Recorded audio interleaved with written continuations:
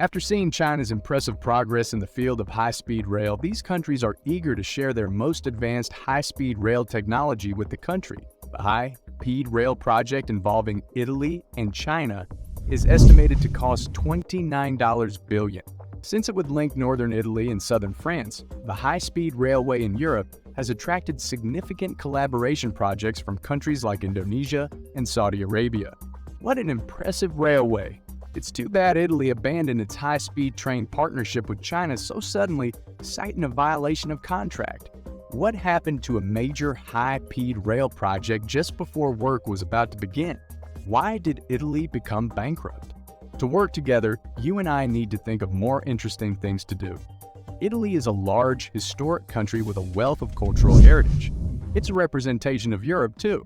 Italy, however, has grown exceedingly slowly over the previous century, and its economy has lagged behind that of numerous other EU countries. Italy's economic success would be hampered if the country can no longer attract visitors or sell its traditional wine. Italy is a famous tourist destination, but the country is seriously lacking in infrastructure development.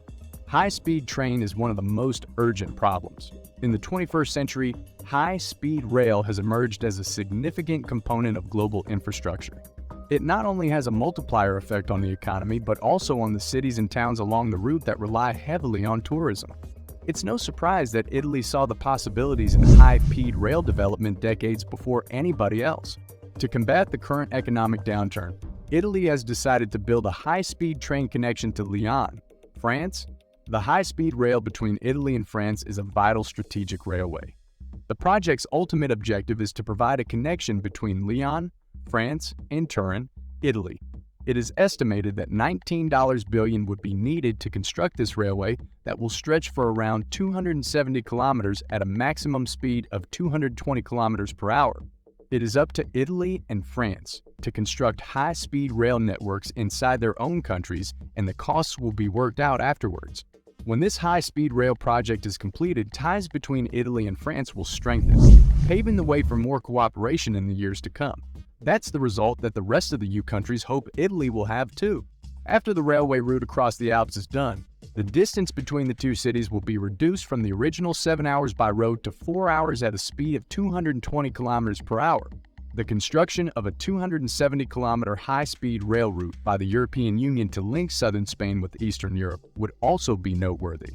Italy's high-speed rail project has been delayed, despite the benefits it would bring to the country and its people. This is what ended up happening. Italy formerly served as a global leader in the railroad industry's early stages of growth, cutting edge technology and years of experience in railroad construction. Management and operation are at your disposal. Unfortunately, Italy has not put much effort into research and has instead relied on outmoded technology for many years in the field of high-speed rail. Because of the protracted discussions over this high-speed rail project, Italy and France have decided to outsource the project to other countries in order to get it built. Due to Japan's historical closeness to Italy as a long-term investment destination, China was not originally considered a partner for this project. Even if Italy chooses to collaborate with other countries to create high-speed rail, Japan will remain Italy's first priority. Considering Japan's status as a leader in high-speed rail technology, it's no surprise that China just recently began building its own. Thereafter, China achieved great progress in high-speed rail safety, stability, speed, and cost effectiveness after just a few years of research. With little difficulty, China has beaten Japan. The high-speed rail project is also highly valued by Italy and France, and a large sum of money has already been committed in it. As one of China's few high-speed rail cooperation projects in Europe, Chinese companies were lucky to be included as partners in the project. Across Europe, a high-speed rail network is being built. This project represents a significant opportunity for China to exhibit its high-speed rail technology to the world and enter the European market officially. There may be more companies based out of Europe in the future. A high-speed rail project will be carried out with the help of China, and other countries will opt to cooperate with China. The Chinese government immediately sent 183 engineers to Italy after the contract was signed so that they could conduct on-site inspections. Additionally, Chinese companies will suffice. Every precaution must be taken to ensure that the project can be completed on schedule and to the satisfaction of Italy and the European Union. However, It seemed like their partnership was progressing without a hitch. However, in July of 2018, an accident occurred. Since Italy has chosen to avoid cooperating with any Chinese enter, the Italian-French high-speed rail project has been suddenly placed on hold. So what ended up happening? For Italy and France, digging a tunnel under the Alps has been one of the most difficult and controversial aspects of their high-speed rail project. The whole length of the tunnel is around 58 kilometers, with just about 7 kilometers being inside Italian territory. At that time, all 28.9 kilometers of the tunnel had been completed. But suddenly, an unexpected problem arose. More than 80,000 people marched in Turin, Italy, at the time, to protest the building of the Italian-French high-speed railway. It was easy to see why they were protesting. The construction of tunnels and other high-speed rail projects would have devastating effects on the surrounding ecosystem and might potentially cause catastrophic mudslides. The economies of the French city of Lyon and the Italian city of Turin are similarly dependent on the transportation industry. The expansion of the Italian and French high-speed railway might affect their standard of living and economic status. According to reports from relevant departments, the government won't have enough money to pay its bills once the Italian-French high-speed train is completed.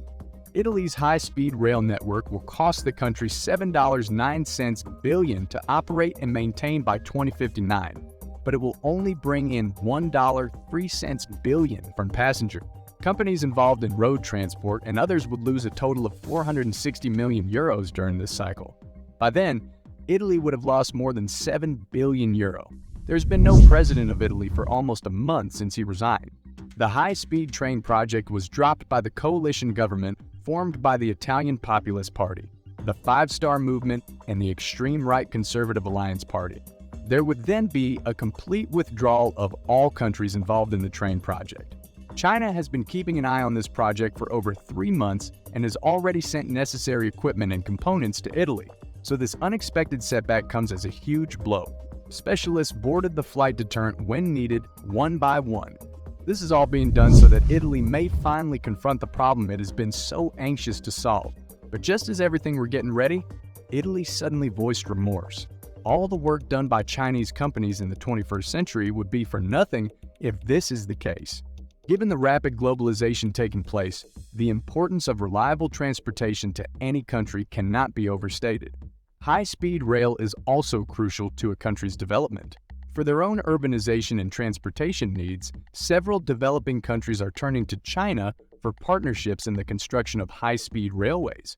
Finally, I pray that Italy will learn from its mistaken effort to collaborate with China, pick itself back up, and officially usher in a new age of high-speed rail as soon as possible. Thank you so much for watching the video. Please subscribe to my channel if you like the video. Let's look at some more exciting projects together. Please subscribe to our channel and leave a comment with your thoughts. Stay tuned for future episodes.